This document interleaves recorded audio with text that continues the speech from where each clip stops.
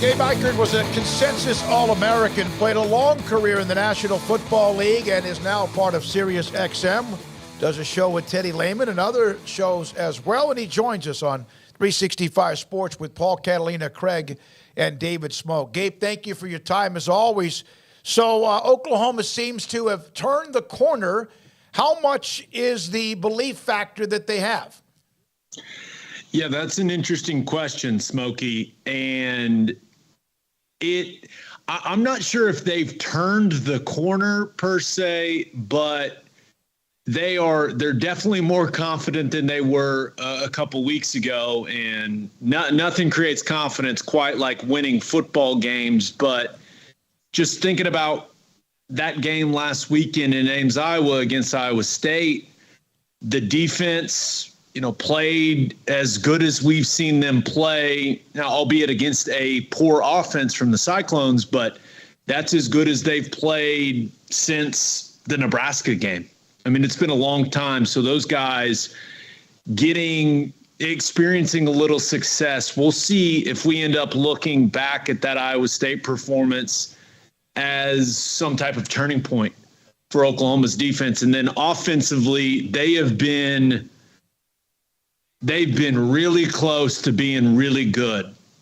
And I actually thought that they played pretty efficiently offensively last weekend, but just some uncharacteristic drops from wide receivers kind of prevented them from having the type of day that I think that they could have had. And I will say, I do think Jeff Levy has found a rhythm as a play caller for Oklahoma, and they're starting to do some really creative things offensively. So it's better than it was when they were sitting at 3-3, but there's still a lot of improvement for the Sooners, Smokey. Gabe, the defense that we've heard is really hard to grasp. Do you think that last week, because they were able to play against an offense that doesn't throw as many things at them, they were able to grasp more of those concepts and will have more confidence going forward? I think that Iowa State's got a very vanilla offense and an offensive line that is not playing at a very high level.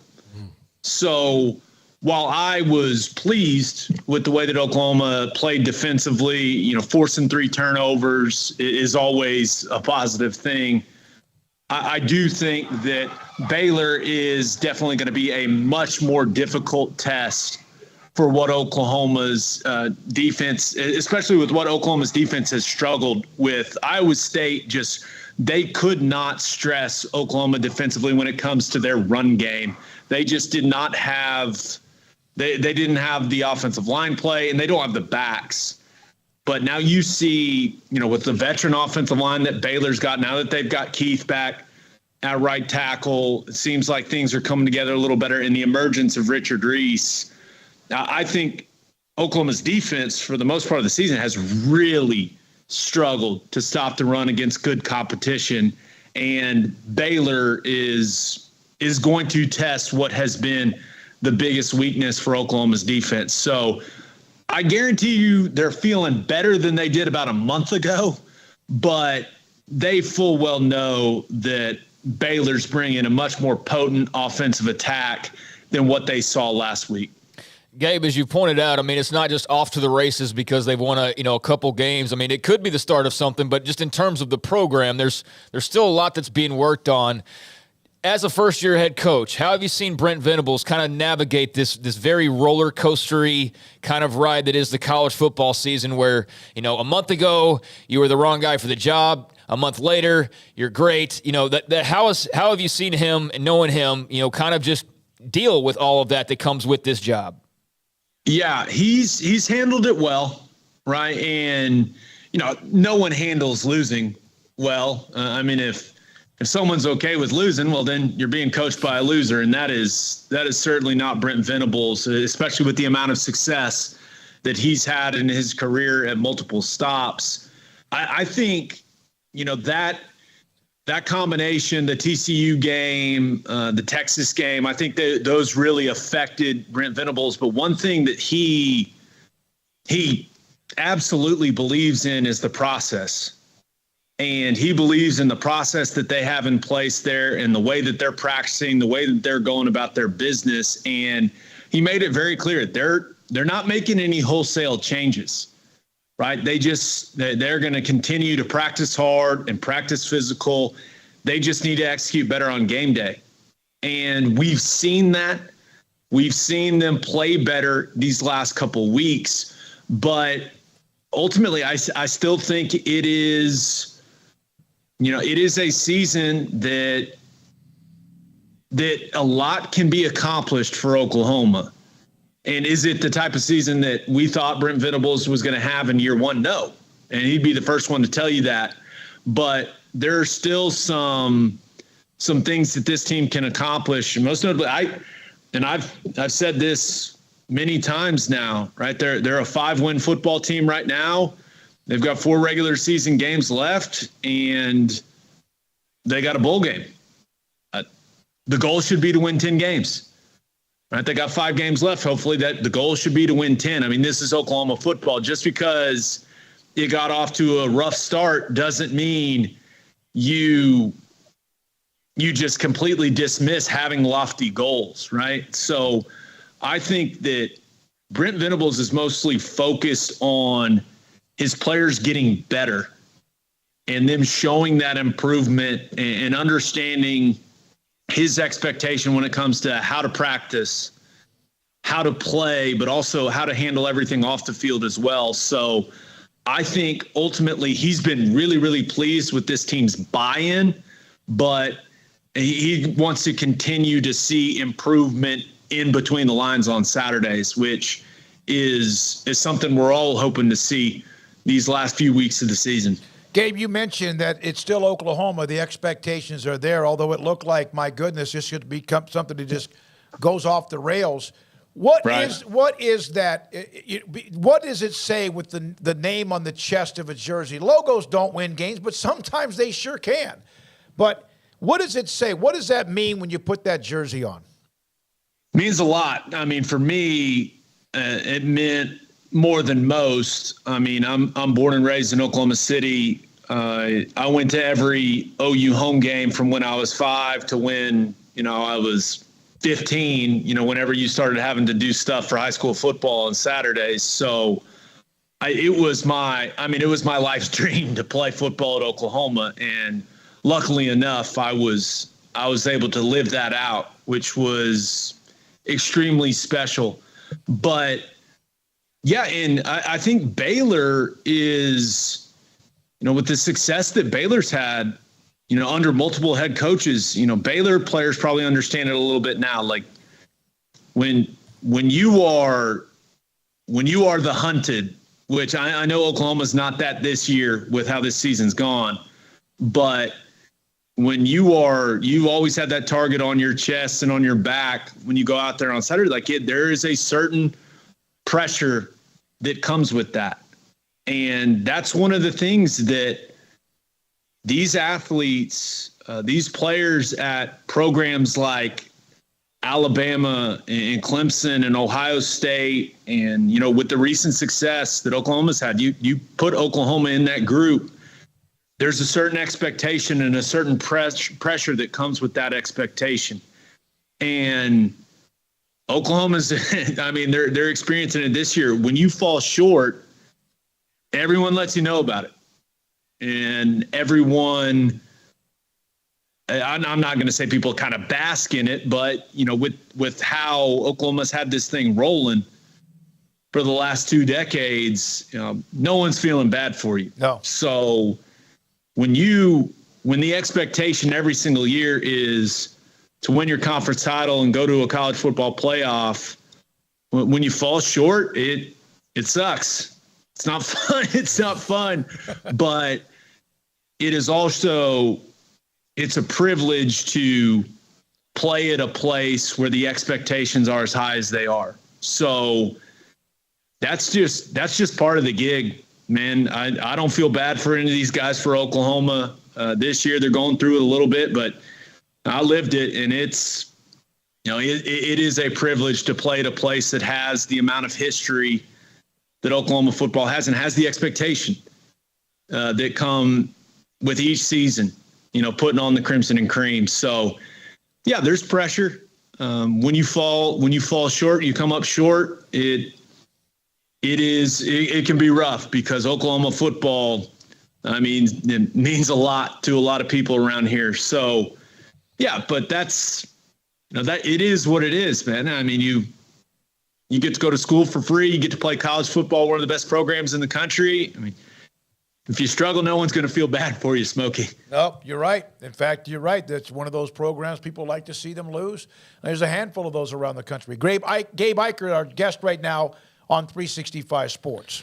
Gabe, do you think that 3-game losing streak in part was there was a lot? I mean, there's a lot of turnover that happens, and that is even if you're happy with Brent Venables and all the guys coming in coaching wise, and then there was the Cale Gundy thing that happened, and then you have kind of that one bad moment starting in TCU that kind of grows over 3 games because it does take human beings time to kind of process all the bad things happening or bad things or change happening at once.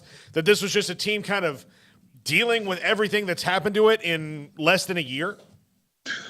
I understand what you're saying, right? I get it. I mean, you think about what the program went through since last November, right? With Lincoln Riley leaving, a lot of players leaving, and it wasn't just the transfer portal. Like, obviously losing a guy like Caleb Williams, very significant. A guy like Mario Williams, very significant. But you also lost your 5 best players on the defensive side of the ball to the draft. You lost Kennedy Brooks, who I think is one of the more underrated players over the last decade at Oklahoma. I mean, you lost some key pieces to a team that, let's not forget, I mean, Oklahoma wasn't playing for the Big 12 title last year, right? And there are a lot of reasons why they weren't. And, a lot of people like to point at Lincoln Riley and maybe what was going on and a lack of focus there. But I am not an excuses guy. I think that Oklahoma, there's no reason in my mind that Oklahoma should get embarrassed the way that they did against Texas. Right? And I get Dylan Gabriel was out, but I mean, you got talent. You're really well coached. Like you got to put a better performance on the field than that. I don't think, TCU just, and a lot of people cite Dylan Gabriel getting hurt in that football game. They were down 34-10 when he got hurt. Mm-hmm. I mean, there's really, so I'm not an excuses person. Like, yeah, did the roster, was there some turnover? No doubt, but the talent was there. The talent is still there. The execution in that 3-game stretch was not. And I'm one of the people that I know a lot of people, when you drop games in a row like that, they blame the coach. I'm one of those guys that, hey, the game plan is what it is. It's up to the players to execute. And Oklahoma just didn't play well, especially defensively. Did not play well in that 3-game stretch. And honestly, they didn't play well defensively against Kansas either. But luckily, the offense was cooking that day, and they were able to get a win. But, yeah, to me, the execution, and I know that the new offensive system under Levy and the new defensive system under Venables are both complex, right? And it takes time to get really, really comfortable in a new system. I understand that. But ultimately, like people can want to make all the excuses. I just don't buy them, but that's just kind of me. I am one of those people like, hey, you step on that field with Sooners across your chest, you better play well. And that 3-game stretch, they did not play well. Yeah, that was tough. That was tough to watch. There's no doubt about it. And Oklahoma's one of those that you don't rebuild, you reload. There's some factors that came into play, but yeah. Gabe, looking at Baylor last week, that's not doesn't encapsulate who they've been all year. That was probably their best performance, top to bottom. They've had a bunch of picks in the secondary, bunch of sacks, ran the ball really well, dominated the time of possession, just won in all the areas that you kind of need to win to win football games. Looking at Baylor, what concerns you most about what you see as far as a matchup for Oklahoma? And on the flip side of that, where do you see perhaps Oklahoma having a strength or a slight advantage over something that Baylor perhaps does? Yeah, as far as what concerns me about Baylor for Oklahoma, I think it's the running game.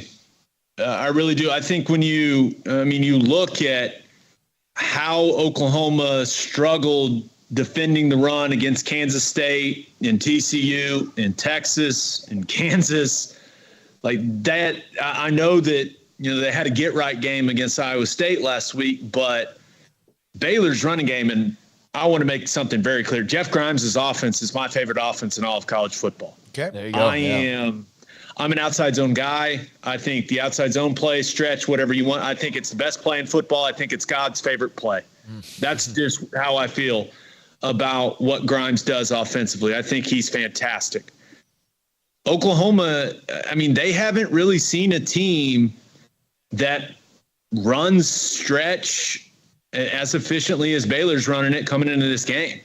And I think the variables that play creates for a defense, I think it's really hard to defend. And Oklahoma's had some serious struggles defending the run this year, and I think that Baylor's going to attack them.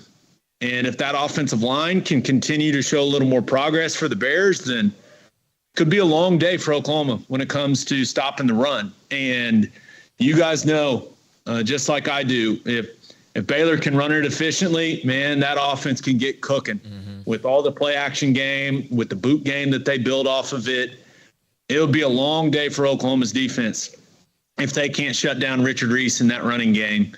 So that certainly concerns me. And then as far as what I think Oklahoma can do to Baylor, I do think that Baylor's lack of a pass rush from their defensive front could lead to Dylan Gabriel having a big game throwing the football. And we saw Oklahoma really come out aggressively against Kansas, throwing it all over the place early in that football game. I think that Oklahoma's best chance offensively against that Baylor defense is to throw it around a little bit. I think they'll attack the edges with the run game, try to avoid Ika as much as possible there in the middle of that defense. But I do think if Baylor continues to struggle to generate a pass rush, and I know that they just had themselves a day against Tech, but Oklahoma's offensive line has done a good job for the most part in pass protection, especially Anton Harrison. He's been an absolutely lockdown pass protector at left tackle for Oklahoma. If they can give Dylan Gabriel time, I think that Oklahoma's got the talent at wide receiver to do some damage against Baylor's secondary, which I think has been a bit of a weak point for that defense. And it's not just pushing it down the field. I think that Baylor's secondary at times has struggled to tackle in open space.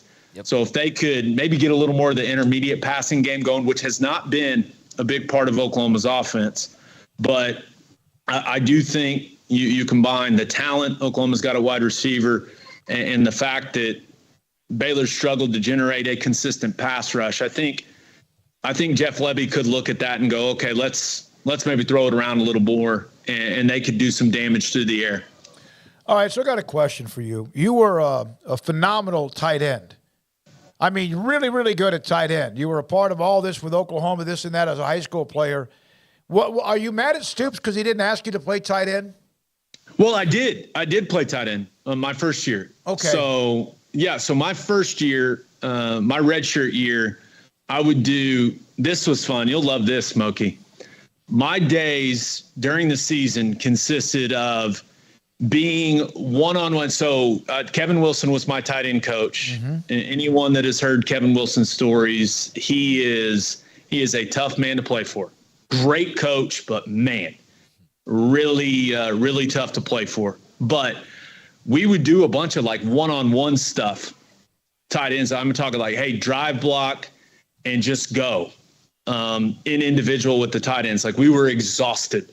And my redshirt year, my tight end partner was a guy named Jermaine Gresham, who ended up being a first-round pick. And when it wasn't Jermaine Gresham, my tight end one-on-one partner was a guy named Lane Johnson, who currently is playing at a pretty high level at offensive tackle for the old Philadelphia Eagles, arguably the best right tackle in football. I think Lane is the best right tackle. So those were my two individual partners at tight end. I would go one-on-one with Jermaine Gresham and then one-on-one with Lane Johnson. And then because, I went to OU to be a blocking tight end. That's what I was there for. I was there to be the next Brody Eldridge, the Big 12 diehards will remember that name. Oh, yeah. But I was blocking well as a scout team player. Like I was giving Jeremy Beal and Frank Alexander and those guys, I was giving them a really good look. Like I was winning some of those battles, and I was not a guy that took it easy in practice. I was there to get better. Well, one day, the first week of the season, Jackie Shipp, who was the defensive line coach, said, Gabe, I could get on in there in the interior, snap that foam football, and you're going to play scout team center. And I was like, I'm going to do what now? And he said, you're the only one that will block anybody. And I've removed some expletives from that quote. And he said, get in there and get Gerald a look. So my days, my freshman year, were blocking Jermaine Gresham and Lane Johnson in individual, and then I would jog over to scout team where I would block Gerald McCoy all practice. Oh, my Lord. So I didn't have very much fun my freshman year, guys. Yeah. But some of the toughness of the fight, whatever you want to say, that I showed in those scout team reps as we transitioned kind of to a more spread offense. Coach Stoops came to me during the spring when I was still playing tight end and said, hey, we think you could have a future at center. What do you think? And I said, Coach, they pay you a lot of money to make these decisions. I'll do whatever you want me to do. And that day I started snapping for the first time. And you guys want to take a guess? The first quarterback I snapped the football to?